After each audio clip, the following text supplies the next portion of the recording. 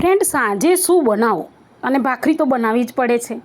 તો સાંજે ભાખરી સાથે આ વસ્તુ તમે ખાશો ને તો ખરેખર તમારે બીજું કંઈ બનાવવાની જરૂર નહીં રહે. એને નથી શેકવાનું, નથી વઘારવાનું કે એની કોઈ પ્રિપેરેશન પહેલેથી કરવાની નથી અને આસાનીથી બની જાય છે ને ઉનાળામાં જ બને છે.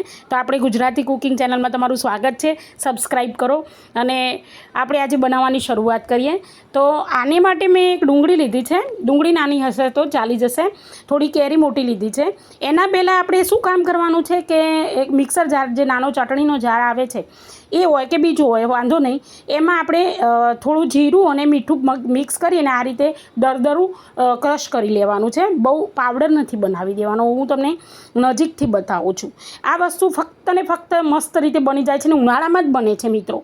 તો ખાઈ લેવી સારી. તો હવે કેરીના આપણે સારા એવા પીસ કરી લીધા છે તો અને ડુંગળી પણ સારા પીસ કરી લીધા છે. હવે બંનેને છે ને આપણે જે જીરાનો પાવડર આપણે બનાવ્યો છે ને એની અંદર આપણે એડ કરી દેવાના છે સારી રીતે. અહીંયા એક કેરી કાચી લીધી છે. કાચી કેરી અત્યારે બહુ જ મળે છે તો ખરેખર બનાવી લેવાય. તો આ રીતે આપણે લીધું છે. હવે મસાલાની અંદર વાત કરું તો આમાં મેં મરચું નાખ્યું છે અડધી ચમચી.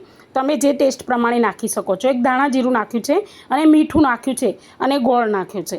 આમાં વધારે મસાલા પણ નાખવા પડતા નથી અને સરસ મજાની બની જાય છે ને નાના મોટા બધા ખાય છે. બધાને બહુ જ ભાવે છે.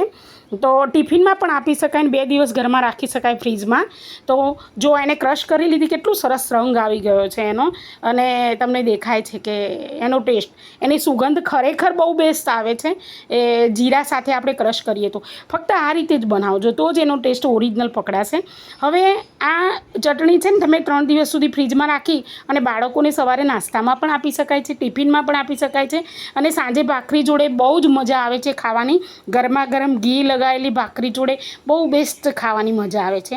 તો હવે આ ચટણીને આપણે ટ્રાન્સફર કરી લેવાની છે. તો સારી રીતે એક બાઉલની અંદર આપણે એને ટ્રાન્સફર કરી લઈશું.